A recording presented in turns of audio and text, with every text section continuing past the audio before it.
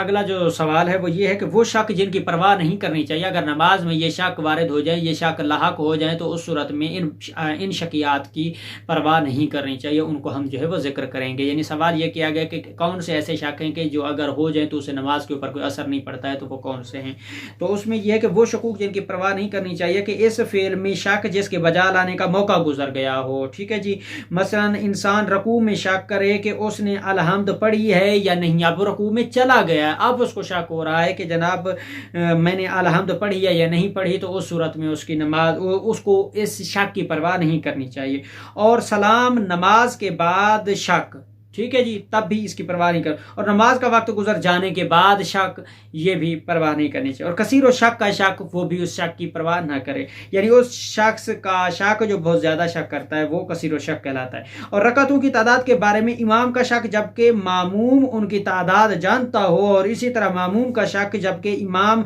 नमाज की रकअतों को जानता हो, तो फिर भी इस शक की परवाह हम नहीं करेंगे, हमारी नमाज जो है वो क्या होगी, दुरुस्त शुमार होगी। और इस तरह मुस्तहब नमाजों और नमाज एहतियात में भी अगर कोई शक वारिद हो जाता है या शक लाहक हो जाता है, तो फिर भी इस सूरत में उसकी नमाज जो है वो दुरुस्त शुमार होगी। उस शक की परवाह नहीं करनी चाहिए, इंसान को अपनी नमाज को मुकम्मल करना चाहिए, ना ये कि उसको तोड़ देना चाहिए, दोबारा फिर शुरू करने की जरूरत नहीं है, बल्कि उस शक की परवाह ना करे, उस नमाज को जो है वो अपनी को मुकम्मल करेगा और उस शक की परवाह ना करते हुए खुदा की इबादत को अंजाम देगा। तो नाज़रीन कराम, इस सवाल के जवाब को भी हम इंशाअल्लाह इसी के जवाब के साथ इख्तिताम करते हैं और हम चलते हैं अपने अगले नए सवाल की तरफ।